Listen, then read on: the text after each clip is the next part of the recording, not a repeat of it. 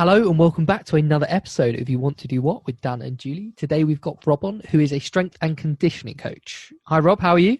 I'm very well, mate. How are you?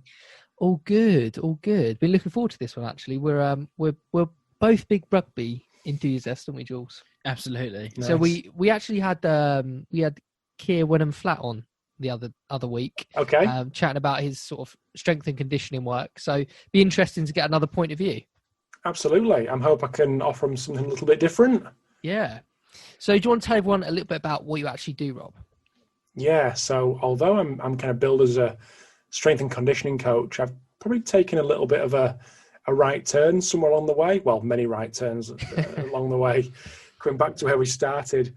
But by trade, I'm a strength and conditioning coach. But as everyone in our industry, and probably all industries, got quite an interesting route to get there, and mine was through professional football. So I was at Doncaster Rovers, dizzy heights of Doncaster Rovers in League One. Oh, wow. And went through the youth system I went actually a year later, did 1 year of A-levels and then went to the youth team at 17. Spent 2 years there, ended up being successful enough to get a professional contract. Was there for 18 months and then left and went to AFC Telford, who were in the conference at that point, and basically worked my way down the leagues. Not the direction that I wanted to go, but down the leagues, got a little bit more local, my football, and went through university and the PFA, Professional Football Association scheme to get ex-players into education. And ended up doing a sports science degree, and that led on to various different positions in sports science and strength and conditioning. And then in 2017, went self-employed and took my passion, which was the podcast, relatively full-time, along with some of the consulting stuff. And that's where we are today. So obviously you said you finished your A-levels, I think it was, and then went straight into doing some work at a football club. How you must have known what you wanted to do then. To jump straight into that? Well, I've always wanted to be a professional football player, and I was actually just in preparation for this, having a little think about just reflecting on what was going on at 15, 16, when a few of the guys that I knew and friends that were getting signed at clubs, and I didn't, and I was never in the academy as a kid. I always played Sunday league and kind of flirted with trials here and there. And then at 16, realised that probably this wasn't going to happen. I ended up doing a year at A-level. And then Doncaster set up their academy after they'd gone, I think the club went bust or got some investment from somewhere. They kicked off the academy again. And I ended up getting taken on as a youth team player at 17, and then went through the pathway of being a youth player at a football club, and then kind of went from there. So it was the dream was always a footballer. And then, having been at 3 years at Doncaster, maybe came to the realisation that I was probably a better teenager in a youth team than I was an adult in a adult team. And then slowly went down the leagues. We actually had a semi-pro footballer on quite a few months ago, and we were chatting about a similar thing and how you're not really told that much, that you always dream of becoming a professional footballer and I'm going to make it to the top leagues, and you might not think about, oh God, what am I going to do if this doesn't work out? And he said a lot of the boys kind of just peg all their hopes on becoming a professional footballer. But it sounds like you had a bit, you sort of thought, okay, what if it doesn't work out? Yeah, see, I was never that guy. I was never that kid because I hadn't come through the academy system, and it wasn't. Although football was the be-all and end-all for me, I wasn't going to an academy on a Tuesday, Wednesday, Friday and Sunday. There was still some life around there, playing basketball for the school, playing football for the school, playing for the county team, having a trial here and there. So although I was desperate to be a footballer, I think tipping over the edge to pin all my hopes on it was never, I never did that. And because I always compared myself to the guys that I knew who were in clubs and thought, I don't want to be arrogant here, but I have got a little bit something about me education, academically. So if this doesn't kick off, I've still got a little bit of something, where no disrespect to them, but a lot of those didn't. And like you say, they had pinned their hopes on it. So yeah, I felt like there was always something in reserve should the football not happen, which it didn't, unfortunately. And you obviously said you went to a university to study sports science. What was sort of you obviously were in that world of sport and athletes, and you chose sports science. Was that the goal, to become not a coach, but a strength and conditioning coach? Yeah, I had a couple of options. So the Professional Footballers Association, who the union for professional players, had a couple of good relationships with universities. They had Manchester Met, which was sports science. They had York St John, which was physiotherapy. And they had Staffordshire, which was journalism.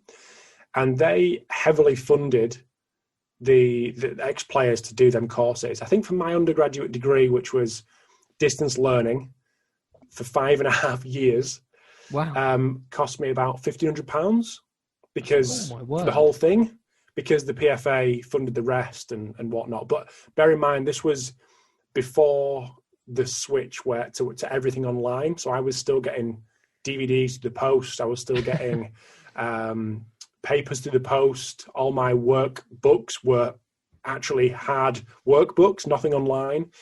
And it slowly made the switch to everything online. But it wasn't all rosy by any means. But I to be honest, I actually thought about doing physiotherapy. Mm-hmm. And then I rung the course leader. He told me about the pathway of a physiotherapist doing work in hospitals. As soon as he said hospital, I thought, I'm out. That's not for me. Definitely not for me. So the next one was sports science, and signed up for that. Went to a introductory day at Manchester Met, and there was 160 people on the start of that course. I actually think about 15 of us graduated in the end, because it was distance learning. People just dropped out left, right, and centre. Mm. And there was a couple of footballers or ex-footballers that went through it. And I think quite a lot have since as well, because it continues to run. So it was never really the dream, but it's kind of just happened. And by luck or judgment, it happened. But I think that the underpinning thing was for me that if I can't be a footballer, what's the next best thing? I love the environment. I want to be there. I want to be with the coach. I want to be with the players, even if I can't be one. So that was the underlying desire, really, not necessarily to be a coach. Mm-hmm. So how did you then go from, so you got your qualification, how did you get started in strength and conditioning? Because I'd been a player at Doncaster, I'd kept in touch with a lot of the guys who were there, and it was, like I say, 5 or 6 years between leaving and getting released to end up coming back. But I'd applied for a couple of internships. I think I applied for one at West Ham United, applied for one somewhere else, and wasn't successful. By that point, I hadn't even finished my undergrad because it was so long, 5.5 years. And I spoke to a friend of mine who I went through school with, and he actually ended up at Doncaster when I'd been, the year I got released, he got taken on as a pro. And I was having breakfast with him or dinner with him, and he said, just ring up the fitness coach. We've got a fitness coach now at Doncaster. You could do it there, the rest of the lads. So I ended up giving this guy a ring, and I was working at school at a time doing PPA, covering PPA for teachers, doing PE, after school clubs, that type of stuff. And because it was a school, they were kind of happy for me to drop a day and work around me. And I used that day to go back into Doncaster and shadow the fitness coach. Now, there definitely wasn't a fitness coach when I was there, but the club had moved on quite well since I'd left, got promoted to the Championship. And I just helped this fitness coach out. It was called Ross Burberry, who now works at Rotherham United. And just shadowed him looking at heart rate traces, testing players' urine. It's very glamorous. Just generally helping out on that Monday. And then did that for a year. So dropped some money to be able to do that from the school. And at the end of the year, the guy who was looking after the academy ended up leaving to go to Huddersfield Town, who's still at Huddersfield Town, the first team now. And the job came up. And I got a call during the summer, and it was like, Dan's leaving. Do you want the job? And I still had a year to go on my undergraduate degree at that point. And I was like, I'm not sure about this. I have not even got my degree. And he said, well, I've already spoke to the assistant manager. And bear in mind, the assistant manager and manager were the ones that released me 6 years previous. And the youth team manager was the same youth team manager who was there when I was there. So I was very, I knew everyone at the club. And they basically said, we don't care. Like, Rob can learn from you, as in Ross, who I was working under. And the words were, we know he's not going to kick up a fuss. Get him in. He can learn from you. He'll be fine. So that summer I started. That was the 1st of July pre-season, now working under the youth coach who had been a player under 6 years previous, or 7 years previous. And it went from there. And I finished my degree, ended up starting a master's, doing my UKSCA accreditation, which is the industry standard qualification for strength and conditioning coach in the UK. And that was me. Yeah. Did you find it hard to go and work under someone who'd released you? I'm not saying there was bad feelings, but was there a little bit like, oh, come on, you were the guys that said no, thank you? Because I was in the academy, I was a little bit removed from the first team environment. However, I think at that point I'd kind of got over the hatred. Yeah. There wasn't a lot of hatred, to be honest, but I'd got over the ill feeling of being released. But what was more difficult was actually working under the academy manager at the time, because he still saw me as a young lad, and I was 24 at the time, and that was a real benefit for me for being young, because I could relate to the 16 to 18-year-old youth team guys. But it was still difficult for me to not be seen as just another one of the young lads who's kind of grown up a bit and made his way back. That was probably more difficult than dealing with the first teamers who'd released me 5-6 years previous. How did your degrees differ to actually being on the job for something like this? Yeah, incredibly different. So in the first couple of days that I'd done at Doncaster as an intern, it wasn't an internship, it was very unofficial, but I'd been presented with some heart rate data. Lads used to wear heart rate belts, some big, stiff, horrible things that were so uncomfortable, but they wore them anyway. And they'd come in, I'd plug them in, and the heart rate trace had come up. And you could see the intensity of training, all this kind of stuff. We heavily relied on it, but we probably shouldn't have done, looking back. And I remember looking at it for the first time, and Ross, the guy I was working under, was like, "Oh, chop it up into the small-sided game we did, 11v11 that we did. You'll be able to see it on the trace when we had the, obviously, heart rate drops as you're having a rest. You can see it." So I'm thinking, I've absolutely no idea what's going on. There's 25 squiggles on the screen, and I've zero clue. Yeah. And I let it go for a little bit. I thought, I've got to try to figure this out. But I'd never seen it before in my life. So I said, after a bit, I thought, I'm going to just tell him. I said, "Ross, I've not done this at uni yet, but I've got a year left. Like, this could be..." And he started laughing. Like, "Of course you haven't done this at uni. You don't do this at uni. This is what you do on the job. Yeah. Come here, I'll show you." So he took me through it and kind of held my hand a little bit through it. So super, super different. It was psychology, it was physiology, it was biomechanics, it was like research methods, which just saying that makes me quiver.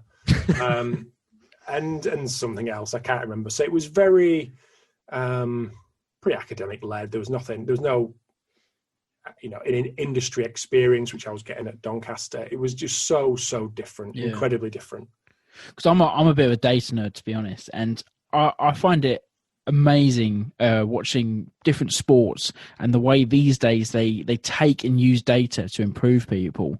And I suppose it was sort of around your time starting there that this sort of taking stuff like heart rates and things like that and being able to analyze it started to become, how can we get these tiny little improvements out of people? Yeah, 100%. I mean, even in 2011-12, people were wearing the early-ish GPS monitors that guys wear on the between the scapula and like a bra type thing. You've probably seen them all over the place now. But that time they were just making their way into professional football.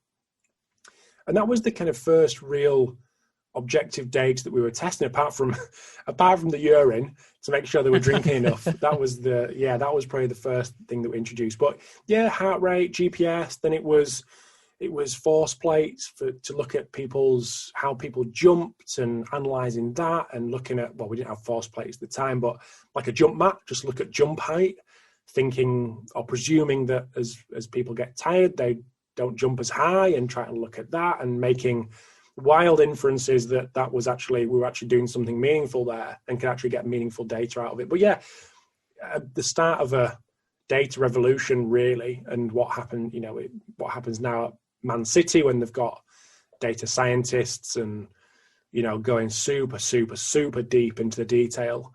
It's an interesting world. And it's something that strength and conditioning coaches are taking on now, is learning R or learning Python and learning these different coding languages, because it is that them kind of skills are so sought after, even for strength and conditioning coaches who are expected to be on the gym floor or out on the pitch.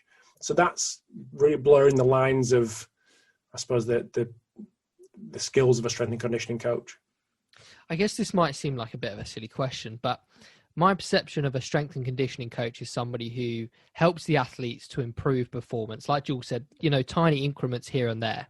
But what is actually involved in the day-to-day of actually being a strength and conditioning coach? What tasks are involved? Yeah, so I'll take you through a normal week when I was in the academy at Doncaster, and this is definitely not to say that this is still how it is, or if it was any different for different clubs at the time. But we'd get in on the morning, we'd all go in the gym together, all the physios and the staff, pretty 7 o'clock, and then the lads would start. My lads would start coming about 8 o'clock, which were the youth team guys. We'd collect a little bit of subjective data as they came in on how they slept, how they've eaten, how sore they are based on yesterday's training, and just gather a little bit of data on how the group was feeling. Then I'd set up the session, and the session would start about 10 o'clock. I'd do a warm-up with the guys out on the pitch. Then I would go inside, the lads would do the full training session with the coaches. I would go inside and basically work with guys that were injured, whether that be first team players who Ross didn't want to work with, or the youth team players that were injured, or just help out Ross with the first team guys. And that was the club. It was reasonably physio led, but we'd have input on the kind of late stage rehab of these ankle injuries or hamstring injury, whatever it may be.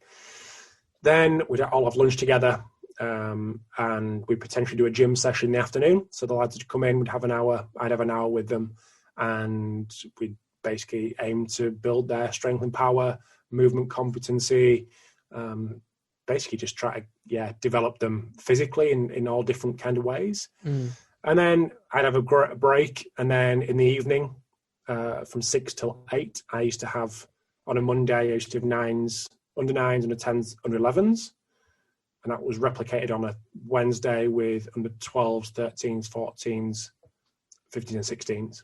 So there'd be kind of 2 long days, which are Monday and Wednesday, a shorter day on Tuesday, Thursday off because the youth team went to college, Friday a slightly shorter day because we had a game on the Saturday, and then on the Saturday we just travel with the team, basically do the warm-up and do all the crappy jobs like, I don't know, fill the water bottles up, make sure they're all hydrated, make sure they're all wearing the heart rate monitors, collect the heart rate monitors after, I don't know, load the bus, all the crappy jobs, and then Sunday off.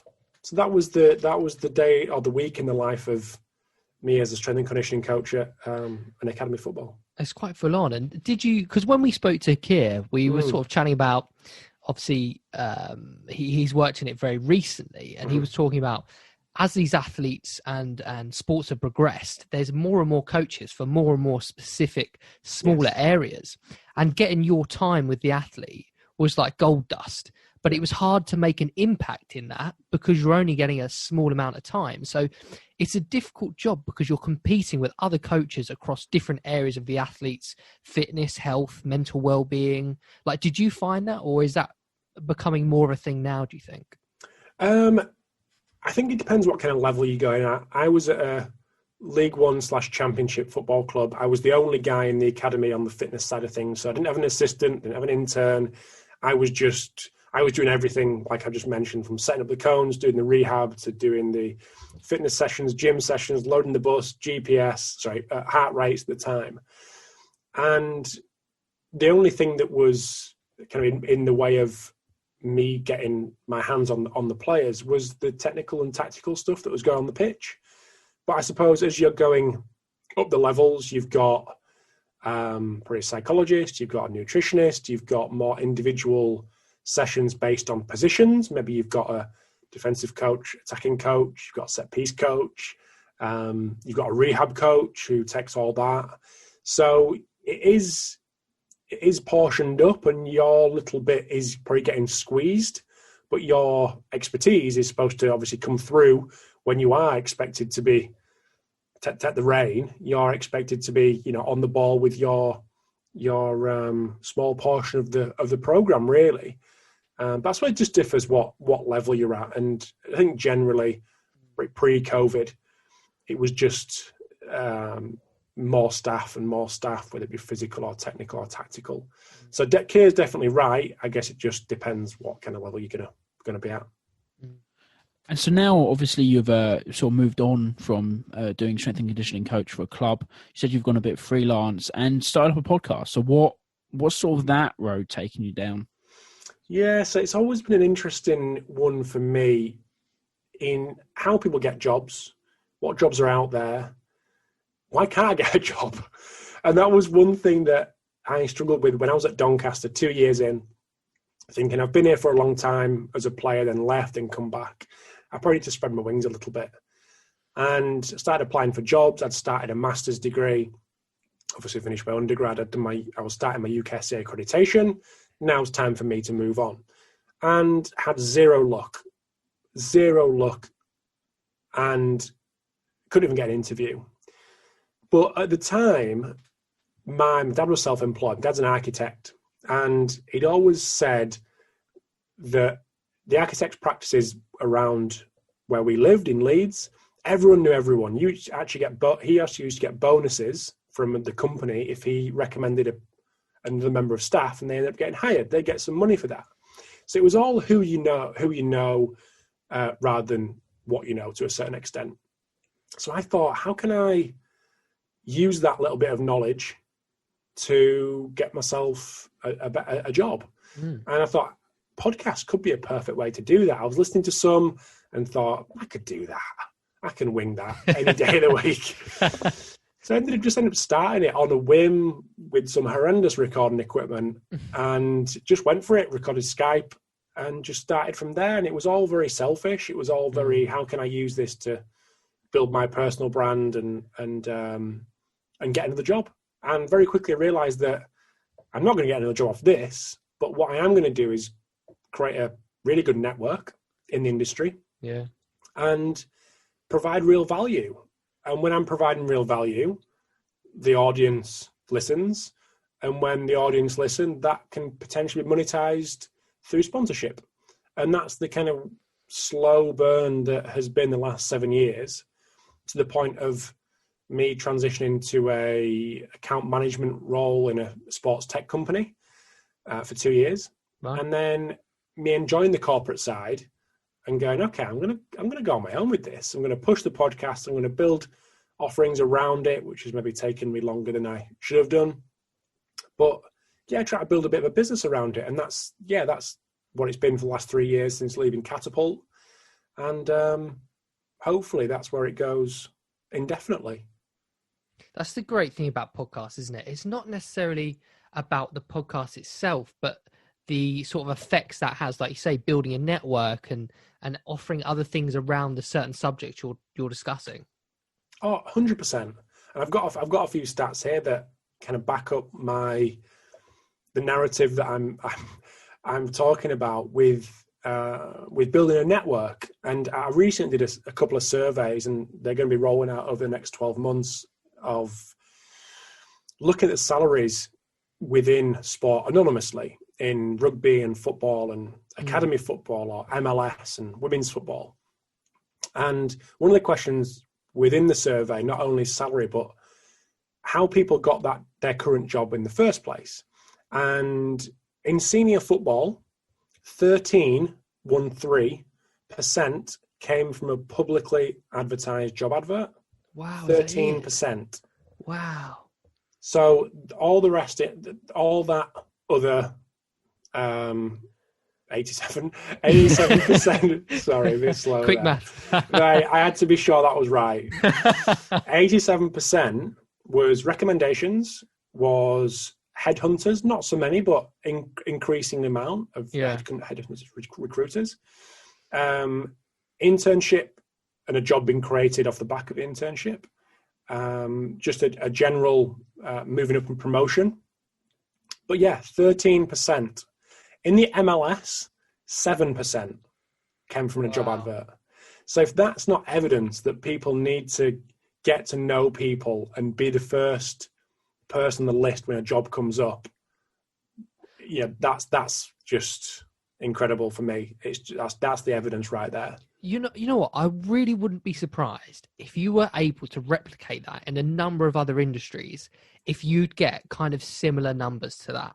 Because it is about who you know, what your network's like, can they trust you? Because when you employ someone, you want to know, you kind of want to know a recommendation of someone you know, right? Of course. 100%. 100%. That's exactly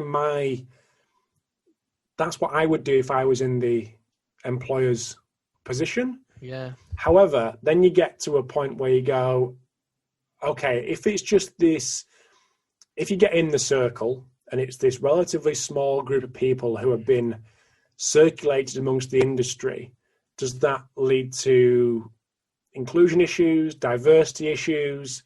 And I completely get that. But professional sport is moving super quick, like super, super quick. People have to recruit super, super quick. And that's the way they do it. Who do I trust?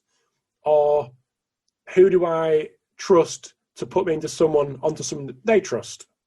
And that's just how it goes. So that, yeah, two big, interesting, or small, interesting numbers for how many people get from public advertised job advert. Yeah, no, I certainly think that's similar numbers probably replicated across nearly any industry. I mean, I can vouch for that.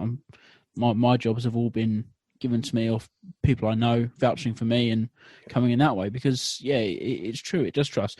But it also puts a horrible idea out there that, you know, when we're at school, we are preached, you know, you go to university, you'll get your degree and you can get a good job. But in truth, it's not the way it is. And quite interesting, I look at my sister who's doing a footwear design, and one of the biggest things her industry at university is teaching her is to network. And she actually has just courses on networking. Wow. It's something that I wasn't given at university. And I'm not going to lie, I probably did suffer due to it. Mm-hmm. Yeah, it's a mystery. Like networking is a mystery to a lot of people. And I think it sometimes comes with a bit of a bad rap. It's kind of exchanging of business cards and this kind of underground general weirdness. Yeah. But it's absolutely not. And I think it's giving value. It's giving value. And I spoke to a guy who works at Arsenal in the academy. He came on my podcast. And he was talking about a couple of examples that were great networking. Someone that had got in touch with him and said, can I have a coffee? With a standard, can I have a coffee and have a chat? But he went on to explain that he'd recently done some club visits, been to a rugby club. And he gave a presentation based on what he'd seen at that rugby club to them as part of the agreement that he could spend a day or two with them. And he was going to present that to the guy at Arsenal as I'll grab you a coffee, but here's something you might learn as well. And he did that. And he was like, it was incredible. He made sure that he was allowed to do that. But he presented that presentation back to the guy at Arsenal as a, can I pick your brain for a little bit? Can we have a chat? I'd great to meet you, but I've also got something to offer. I can almost educate you on what others are doing. And he was like, oh, wow, that's great. I'm like, you're giving me this insight and you saved me a bunch of time because I don't have to go to that rugby club and see what they're doing. So that's the kind of network, to me, that's networking at its best, not this weird like handshake at a conference and everyone's a bit awkward and stiff and like, have you got a business card and all that kind of stuff. That's just not it. It's just not it at all. I think this is such an important point for literally any episode in our podcast. Anyone we've spoken to, they've made this point, and probably not as clearly as we've just talked about, but networking and trying to stand out from your competition, because let's face it, a lot of people go to university now and a lot of people come out with a very similar degree. So to get your foot in the door, what extra things can you do to show passion or drive, or you've taken time out of your life to do to bring value to other people? Yeah, I think the time at university can't just be seen as a free pass. We're just going to sail through it, and I'll figure the rest out when I've finished. That's just not going to cut it anymore. Because I mean, there was a tweet going around, a little Twitter thread just today actually, that I was tagged in, around how many sports science graduates are there graduating each year, and the estimation is 10,000 ish every year, which is just crazy. So if people think they're going to sail through a university, their undergrad degree, and figure it out when they've graduated, is just nonsense. You have to start straight away of building your own portfolio of experience, whether that be training Jill, the accountant, who works in the office building next door, and helping her lose weight, or training her for the marathon that she wants to do in 2 years. Anything like that is valuable. It might not be the glamour that many people want it to be. You're not working at Manchester United with Cavani, but you're building this rapport with clients, you're building your communication skills, you're building your sales skills and your own marketing skills to do all that for your own personal brand, which will help further down the line. It's just not enough to wait until you graduate to figure it out. It's got to start day one. It's got to run parallel to a degree. Then you get all the other stuff like your accreditations that make, again, specific to strength and conditioning, but UKSA accreditations, you can't just start when you've graduated. Them things have got to start. The networking can't be figured out when you've graduated. It's got to start during. All these have got to run parallel to an undergraduate degree, and maybe that's not what people want to hear, because they think from 18 to 21 it's just live the dream. It's just, if you're serious about what you want to do afterwards, it can't be that. It can't just be living the dream. Absolutely, and you said 10,000 graduates a year, and I can probably guarantee that there is not 10,000 new jobs in sports science every year. No, not 10% of that. I mean, majority of them people will get sucked in to wanting to work in elite sport, and that's what the prospectus will have on the front cover of the sports science degree. It's the one or two guys that have gone on to work in a Premier League club or Championship club or whatever it may be. And that's fantastic. That's a great aspiration to have. But let's be realistic. That's probably not going to happen to the majority of people, because there's so few jobs in elite sport. So I think it's the job of the university, yes, but it's also the job of the student to understand that what the numbers are. I think we put, especially in sports science, strength and conditioning, we put so much emphasis on the university, or they're selling the dream that's not there. Yeah, but some onus has to be on the student to figure it out and do their own research, rather than just be roped in by the shiny prospectus with the guy that 5 years ago came through the uni degree and now works at Morecambe. It's that kind of thing. So. I think uni students aren't going to want to hear this, because they want to hear, you go to uni, you do a bit of work, you party a lot of the time, but that's just, honestly, that's not going to get you anywhere anymore. As you said, you've got to put the effort in on the side and do extra things. And things like social media and things like a podcast, there's so many tools available to you to start building a little personal brand, isn't there?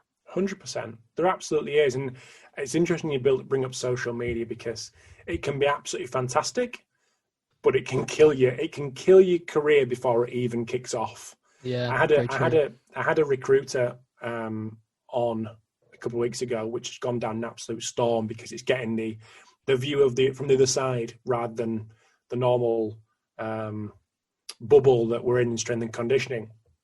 And he said that the first place he goes when a name comes up, Twitter, Instagram. Twitter, because it's normally the place where S&C coaches go to learn and potentially argue. And it's easy to jump on there and rule people out. Yeah. Because they're getting hundreds and hundreds of names, and it's a matter of not ruling people in, but ruling people out. So you go on there, sit. Could you try again? He's talking to me, wondering. Don't even ask. And yeah, so he's going there to rule people out, not rule people in. So, yeah. Yeah. And what would be some of the personality traits that you've seen yourself that you think have really helped you thrive and get to the point where you are now? I think not being scared to put myself out there with the podcast and not being afraid to be judged too much. And I think there is, if you go on Twitter, perfect example why people feel like they're going to get judged. But it's looking past that. It's looking past the Twitter arguments and the people who put stuff out there and get shot down, which is very common. Oh, everyone does. It's horrendous. But looking past that and doing it in a genuine, or trying to be as genuine as possible with it, I think that's probably one thing that I've done all right with is looking past that nonsense and going, I think there's a bigger picture here. And to be fair, there hasn't been much of that for one reason or other. I'm not quite sure why, but I haven't had much experience of that nonsense that does go on social media. But I think, just not been too, and not taking myself too seriously, I think. Whereas I think a lot of people do is in a way to try to impress or look cleverer than they are and all that kind of stuff. So I think they're probably two things that I'd say maybe has helped me along the way.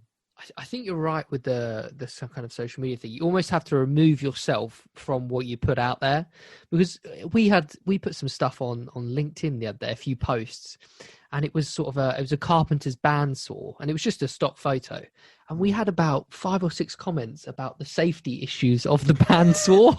You're like, where have you got the time to sit crazy on LinkedIn and think, I'm going to comment that, that might be helpful? Like, what are you doing with your life? It's mental. There was one the other day from a friend of mine who'd put on, he's just had a baby, his wife just had a baby, and he said, I'm beginning to realise now why men at a certain age take up endurance sports so they can leave the house for hours on end. And it was a joke. And there was someone who'd... That cycling boom, yeah. Yeah, so someone who'd commented below it saying something like, are you saying that all dads don't take their parenting seriously? Oh, for God's sake. And he's like... What are you on about? No, I'm just having a laugh.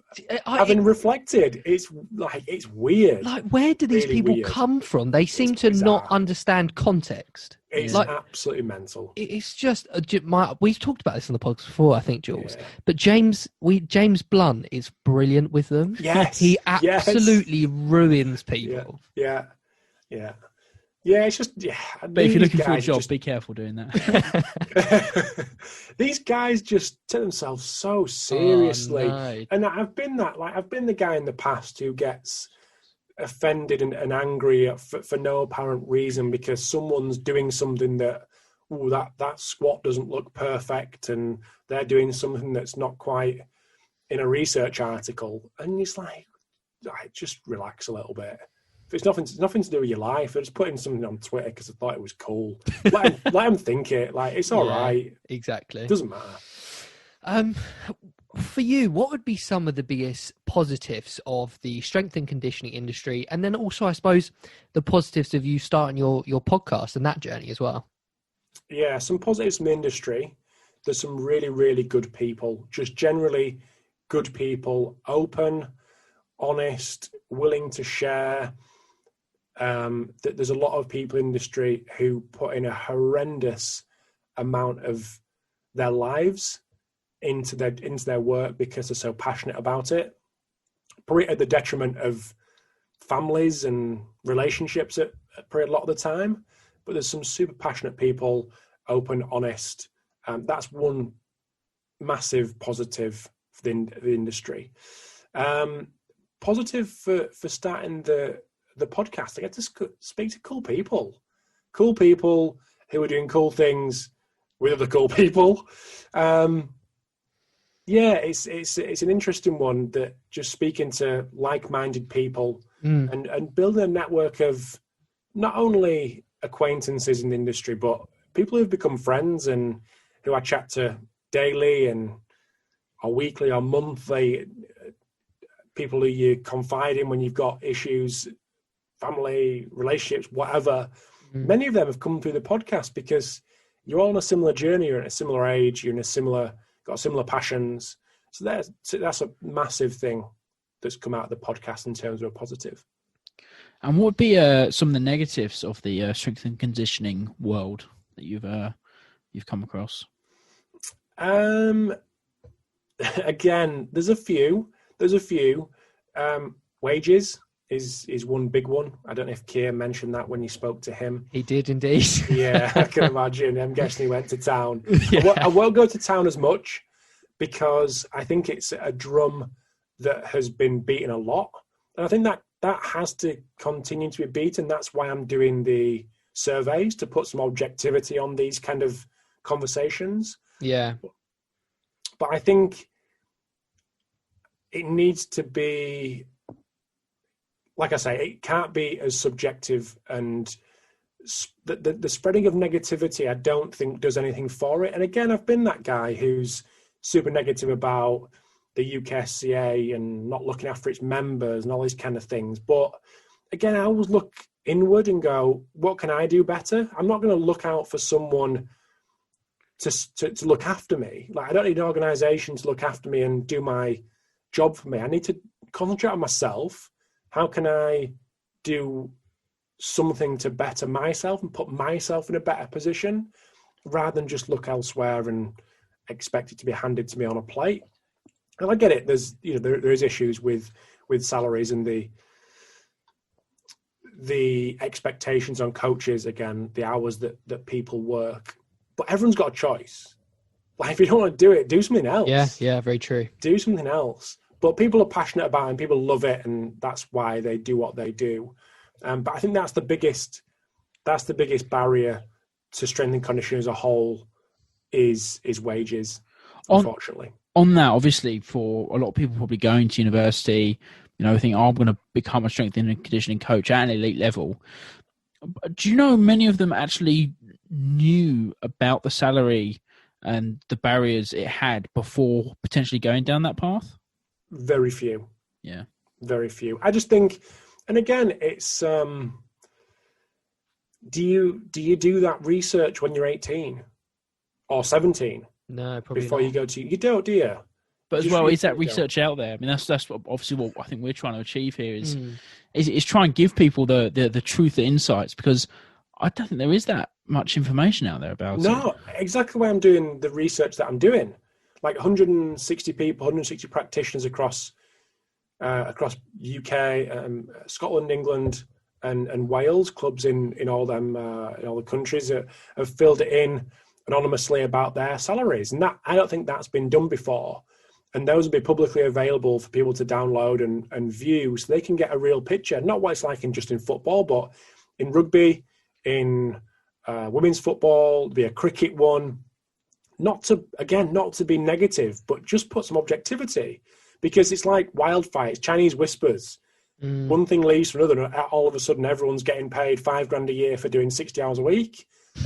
That's not the case. There is some decent salaries out there. So it's just putting some objectivity on it. And is it the case that at the very elite levels, they do get paid well, and your perception is, okay, I'm going to go and get one of these jobs that pays well? But in reality, 85% maybe of the jobs are going to be lower to medium income, maybe. Yeah, there's very few jobs in elite sports. If you've got, I don't know, 92 clubs, just looking at football, because that'll be the main employer of strength and conditioning coaches in the UK. Yeah. League Two, I think there's 24 teams. Each team will probably have one in the first team, probably one in the academy, I would guess. So you've got 48 in League Two. That's probably similar in League One, maybe a few more. You'll get an assistant strength and conditioning coach and a head, maybe. So there you may be looking at, I don't know, 100, 120 across the bottom two levels in elite football. Then you look Championship, you're getting a few more, and Premier League, you're getting a few more. So what is there in football in the UK? I don't know, 600 jobs. Wow. But you've got 10,000 every year coming out of sports science degrees. It's mad, isn't it? So yeah, that's the reality, unfortunately. But if you want to work in elite sport, that's what you're going to have to contend with. But strength and conditioning doesn't just sit above elite sport. There's so much below that. There's so many transferable skills that these undergraduate and master's degree coaches can take away and use with a public and general population. But that's just unfortunately not as glamorous as working at Chelsea or working at Arsenal and telling your mates that you work with X player or Y player. And what would be something that's not in the job description that you've come across and didn't expect? Urine testing on day one. That was the same answer we had previous. Oh, is it? Yeah. Yeah. Did Keir put it as politically correct as that? Maybe not. Yeah. No, that was my job, and it was on a morning. First thing when the lads came in, and it wasn't very clear. The urine wasn't very clear at that point, especially if it was like a Thursday and they had the Wednesday off, or a Monday and they had the Sunday off. Yeah, it wasn't the best job, but yeah, just got to do what you got to do. Got to do it. And any sort of advice for those that have listened to this and think, you know what, I really want to go for this. Obviously, we've said about standing out and building your personal brand, but any advice for progressing once you're in the industry? Progressing once you're in the industry. I would say, again, on the networking side, but not trying to force it, because I think people hear networking and go, okay, I need to get in touch with him, and we've probably all had those emails and just go, you're not being genuine. That's probably been copy and pasted to 10 different people, and that just stands out a mile off.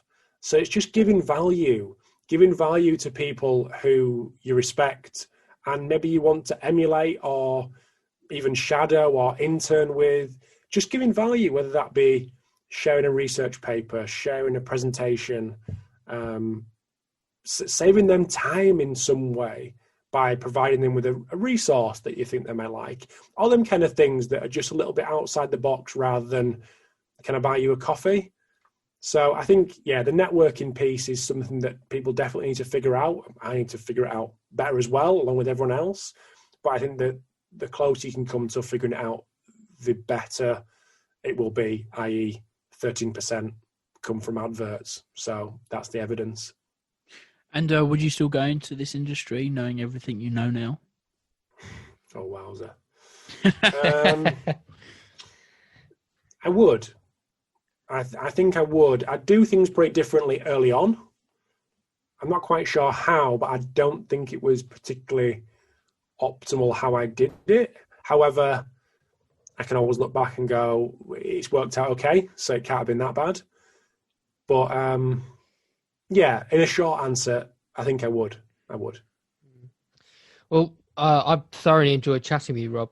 Thanks so much for coming on. My pleasure. It's been good to chat about all this kind of stuff. Very interesting. Awesome. Well, thank you for coming on. And where can people find you on the internet, social media, and as well your podcast? Yeah, so the podcast is the Pacey Performance Podcast. And I'm on Twitter at Strength of Sci. So Strength of Science is the website which the podcast sits in. Instagram's the same. They're probably the best place. From LinkedIn, Rob Pacey, all the normal channels. Well, thank you again for so much. Thank you again for coming on. It's been absolutely brilliant talking to you. My pleasure. Thank you very much. Cheers, Rob. Thanks, mate. Thanks, guys.